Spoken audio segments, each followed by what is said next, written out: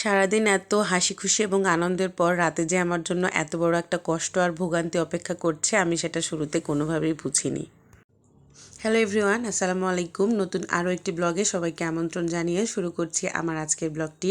তবে আজকের ব্লগটি আমার কোনো আনন্দের কিছু নেই, সেখানে রয়েছে আমার অনেক দুঃখ এবং ভোগান্তি আমার বাচ্চাকে নিয়ে। চলো শুরু করছি আজকের ব্লগটি। আজকে সকাল থেকে উঠে মা বারবার ফোন করছিল এবং বলছিল যে তুমি বাচ্চাদেরকে রেডি করে নিয়ে আসো, আমি মার্কেটে নিয়ে যাব। তো মার্কেটে আমরা গিয়ে বাচ্চাদের কাপড় চোপড়গুলো আম্মু কিনে দিল। প্রতি ঈদেই দেখা যায় যে ওদের কাপড় চোপড় ওর বাবা দিলে ওর নানা আবার নতুন করে দেয়।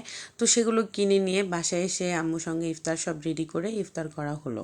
ইফতার করার শেষে বাচ্চাদেরকে খাওয়ানো, ওষুধ খাওয়ানো, এগুলো সবই আমার আম্মুই করে দেয়। সব কিছু কমপ্লিট করার পর আমি বাসায় আসলাম। বাসায় এসে দুই বাচ্চাকে বিছানা রেডি করে দুই বাচ্চাকে ঘুমিয়ে দিয়েছি। ঘুমিয়ে দিয়ে দেওয়ার পরে আমি আমার রান্না জোগাড় করছিলাম।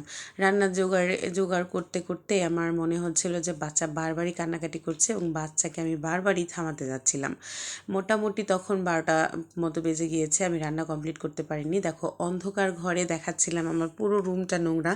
আমি তখনও বুঝতে পারিনি যে আমার বাচ্চা এতটা পরিমাণ সিরিয়াস অসুস্থতায় ভুগছে। আমি ফার্স্টে গিয়েছি যে আমার বাচ্চা যেহেতু ঘুমিয়ে আছে, আমি আমার বিড়ালটাকে সারাদিন খেতে দিইনি, ওর জন্য কিছুটা মাছ আমি বয়েল করব।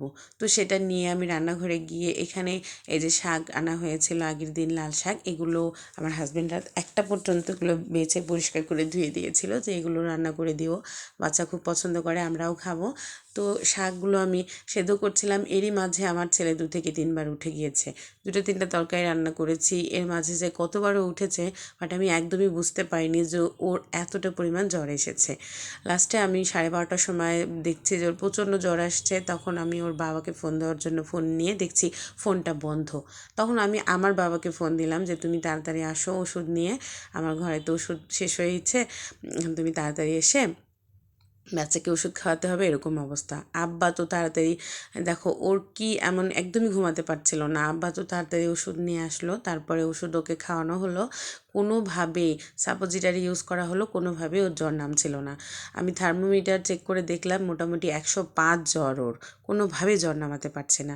লাস্টে ওকে হাসপাতালে অ্যাডমিট করা হয়। সারা রাত ওকে নিয়ে হসপিটালে আমরা ছিলাম। আমরা সকালে আসছি, তারপরে ও একদমই সুস্থ না, এখনও পর্যন্ত ও অসুস্থই আছে। সবার কাছে দোয়া চাইছি যে তোমরা আমার বাবুটার জন্য দোয়া করবে। ও খুবই চঞ্চল বাচ্চা আমার, ও অসুস্থ থাকলে আমার একদমই ভালো লাগছে না।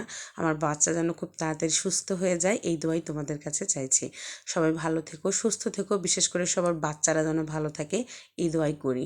আর আজকের ব্লগটা এই পর্যন্তই। আল্লাহ হাফেজ।